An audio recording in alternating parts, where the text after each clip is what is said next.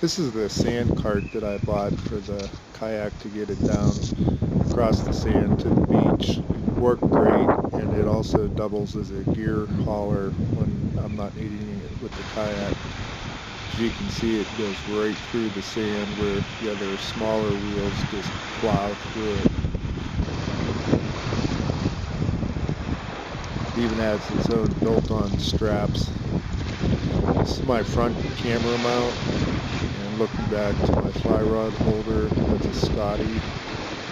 And further back, this is one issue that I had. The rail system for the rudder is very sharp, so I had to add some padding and some duct tape, put on a front and separate rear pulley system. Used the rear one the most. It worked great. I have my GPS mount and my weather radio. Empty right now, but generally it's full fishing gear. Does not stay dry enough. Stuff that you get water on the top of that cover. No matter how hard you try, when you open it, it comes down into that center console. I've got my homemade bait tank in the back. I'll show you here in a minute how it works. And IceBox cooler worked great for holding rods and ice, fish, or it could be used as dry box.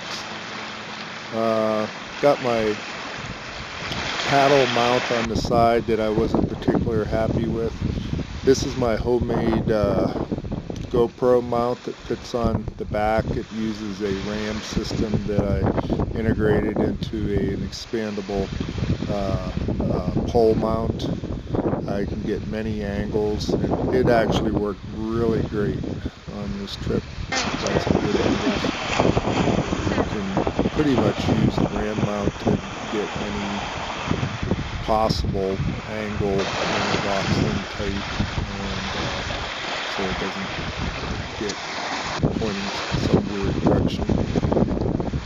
Launching it was pretty easy. You know, today there's a little bit of waves coming in, not much for some areas, but I just put it in, maybe put it in a little bit too far, but take the straps off and you're ready to go.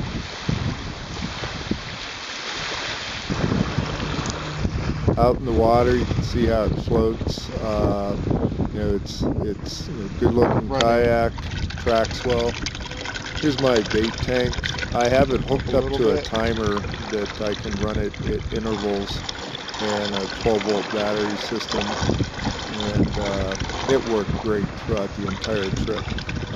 I had to put a secondary screen in the intake so that I could keep debris out of the foot valve, and if I didn't before, it was losing its prime, and that was because it was getting debris stuck in the valve.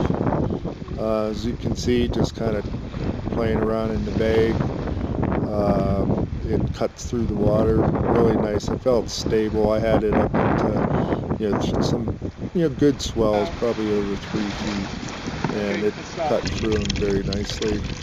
Bait tank still working. In the back, you can see I utilized the IceBox. I put some rod holders on it.